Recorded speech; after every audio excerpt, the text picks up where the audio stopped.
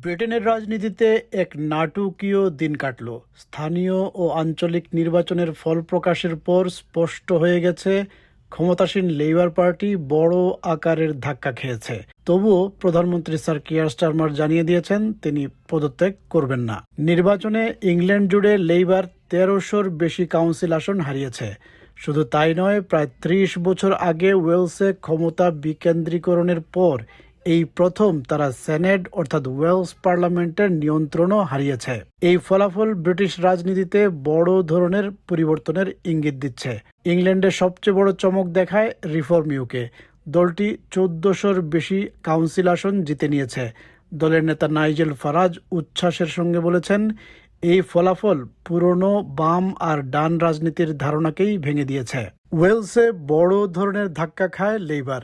সেখানে প্লাইড কামরি সবচেয়ে বড় দলে পরিণত হয়েছে, যদিও তারা একক সংখ্যাগরিষ্ঠতা পায়নি।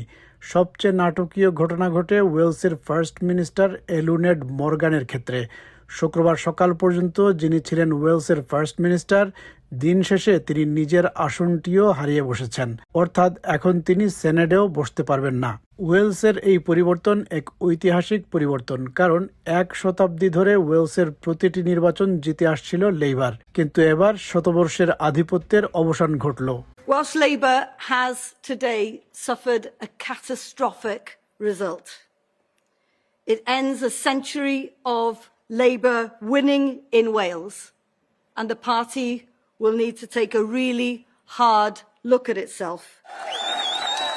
বিশ্লেষকেরা বলছেন ওয়েলসের রাজনীতি যেন পুরোপুরি ওলটপালট হয়ে গেছে। এখন সামনে এসেছেন ওয়েলসের আঞ্চলিক দল প্লাইড কামরির নেতা, যাকে এখন ওয়েলসের পরবর্তী ফার্স্ট মিনিস্টার হিসেবে দেখা হচ্ছে। তিনি ঘোষণা দেন তার দল নতুন সরকার গঠনের জন্য প্রস্তুত। Plaid Cymru now stands ready to take the necessary steps to form the next government of Wales.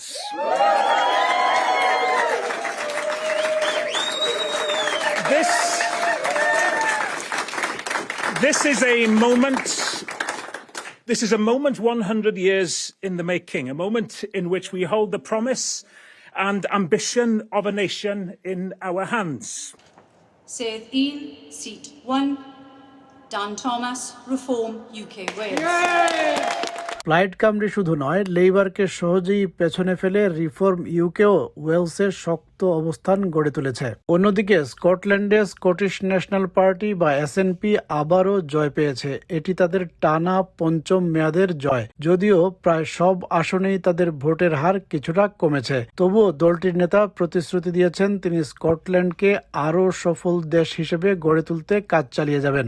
I will simply do all that I possibly can do to make Scotland a successful country and to improve the lives of the people of our country, and I look forward to doing that in the next Scottish parliamentary term. Thank you very much.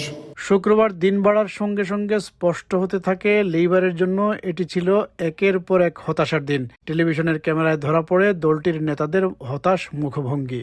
এমন পরিস্থিতিতে বিকেলে মুখ খোলেন প্রধানমন্ত্রী Keir Starmer. তিনি স্বীকার করেন ফলাফল খুবই কঠিন। তিনি বলেন, জনগণ পরিবর্তনের গতি নিয়ে অসন্তুষ্ট এবং তারা তাদের জীবনে দ্রুত উন্নতি দেখতে চায়। তবে তিনি এটিও স্পষ্ট করেন তিনি দায়িত্ব ছেড়ে চলে যাবেন না কিংবা দেশকে অস্থিতিশীল অবস্থায় ফেলবেন না। These are really tough results. I'm not going to sugarcoat it. The voters have sent a message about the pace of change, how they want their lives improved. I was elected to meet those challenges, and I'm not going to walk away from those challenges and plunge the country into chaos. এরপর আসে আরও চমকপ্রদ ফলাফল। Reform UK বাসিলডন, Essex, হেইভারিং এর মতো এলাকায় বড় জয় পেয়েছে। সবচেয়ে বড় প্রতীকী জয় ছিল সান্ডারল্যান্ড, বার্নসলি এবং ওয়েকফিল্ডে, যেসব এলাকা ১৯৭০-এর দশক থেকে লেবারের শক্ত ঘাঁটি হিসেবে পরিচিত ছিল। Sunderland. I mean, Labour used to weigh the votes. We've absolutely walked it. We're majority control in Sunderland. We're majority control in Gateshead. We're majority control in South Tyneside. And in areas like Hartlepool, where only 12 seats were up, guess how many we won? 12. 7 মের নির্বাচনে green পার্টিও দারুণ সাফল্য অর্জন করেছে। তারা east সাসেক্সের Hastings, লন্ডনের Waltham forest এবং সাউথ লন্ডনের লুইসামে জয় পেয়েছে। পূর্ব লন্ডনের হেকনিতে তারা শুধু কাউন্সিল নয়, মেয়র পদও জিতে নিয়েছে। গ্রিন পার্টির নেতা বলেন, এটি তাদের ইতিহাসের সবচেয়ে বড় অর্জনগুলোর একটি। তাদের দাবি, ব্রিটেনের ঐতিহ্যবাহী 2 দলীয় রাজনীতি এখন কার্যত শেষ হয়ে গেছে। This is a historic victory. This is the first time the Green Party have ever won a directly elected mayor. And two-party politics is not just dying, it is dead and it is buried. And actually, whether it's here that Labour have been rejected or whether we're seeing around the country, it's very clear that the new politics is the Green Party versus Reform.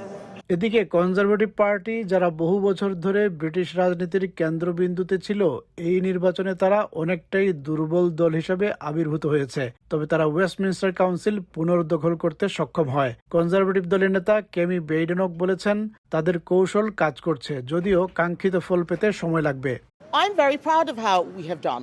I'm not saying that we're there yet. I'm not saying that the results are perfect. There are loads of councillors, Conservative councillors, who would have lost their seats, but they can see that our strategy is working.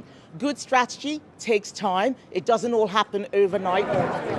Liberal ডেমোক্রেটরাও টানা 8 বছর যাবৎ সাফল্যের ধারাবাহিকতা ধরে রেখেছে। তারা Stockport, West সারি এবং পোর্টসমাউথে জয় পেয়েছে। দলটির নেতা স্যার এড ডেইভি দাবি করেন, রিফর্ম ইউকে দলকে মোকাবেলা করার সবচেয়ে কার্যকর শক্তি তারাই। It's a fantastic result here in Portsmouth.